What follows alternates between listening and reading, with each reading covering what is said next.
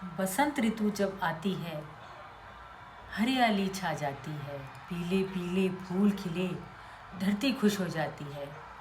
नमस्कार दोस्तों, सुधा स्टाइल में आपका स्वागत है और आपको बसंत पंचमी की ढेरों सारी बधाइयाँ। दोस्तों, बसंत पंचमी हमें मधुरता और संतुलन और सौम्यता का संदेश देता है। यह त्यौहार ऋतुओं का राजा भी कहलाता है। बसंत ऋतु को ऋतुओं में सबसे श्रेष्ठ माना गया है, क्योंकि इस समय पर पंच तत्व जो कि पृथ्वी, जल, अग्नि, वायु और आकाश हैं, वो सब अपने संतुलित भाव में और एकदम सौम्य और मनोहारी भाव में प्रकट होते हैं। दोस्तों, इस पर्टिकुलर मौसम में जो है वायु शीतल चलने लगती है, जल जो है तृप्ति प्रदान करता है आत्मा को, और अग्नि रुचिकर हो जाती है, आकाश एकदम निर्मल हो जाता है और धरती फूलों और हरियाली से लहला उठती है। दोस्तों, इस समय पर निर्जीव जैसे मंद ऊर्जा से भरे हुए पेड़ पौधे, जीव जंतुओं में भी एकदम नई ऊर्जा का संचार हो जाता है। दोस्तों, बसंत पंचमी का त्यौहार बहुत ही अद्भुत त्यौहार है। इस समय पर माँ सरस्वती की पूजा और अर्चना की जाती है।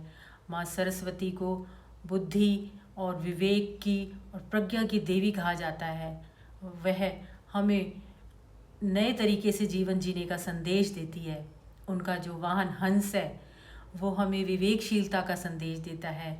उनके हाथों में जो पुस्तक दिखाई देती है, वो हमें स्वाध्याय का संदेश देती है, प्रेरणा देती है कि हमें स्वाध्याय का क्या महत्व है हमारे जीवन में।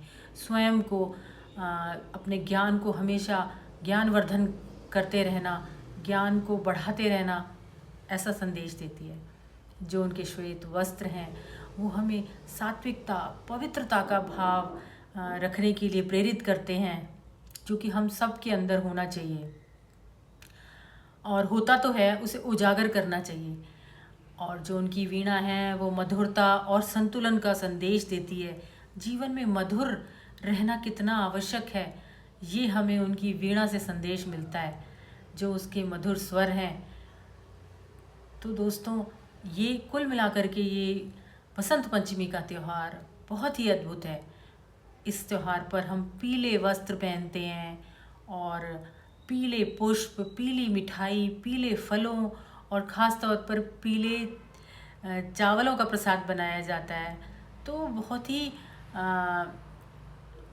ही उल्लास भर देता है मन में।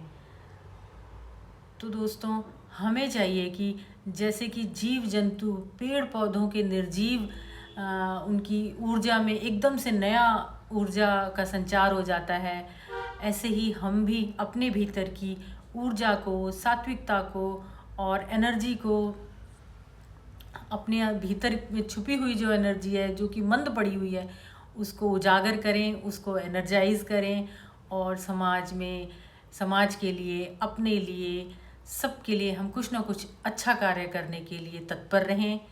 दोस्तों, ये त्यौहार जो है आप सबके लिए नई ऊर्जा और नया उल्लास लेकर आए, और सुधा स्टाइल को भी आप खूब सारा प्यार और सम्मान और पूरा सपोर्ट देते रहिए। तब तक मैं और भी मेहनत करती रहूँगी। सुधा स्टाइल।